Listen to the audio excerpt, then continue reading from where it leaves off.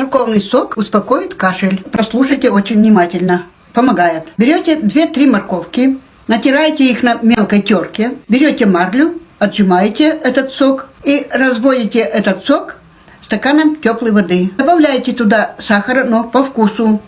Может, кому не нужен сахар, не добавляйте, потому что сок и так сладкий. И пьете по 1 столовой ложке 3-4 раза в день. Можно даже детям давать по 1 чайной ложке.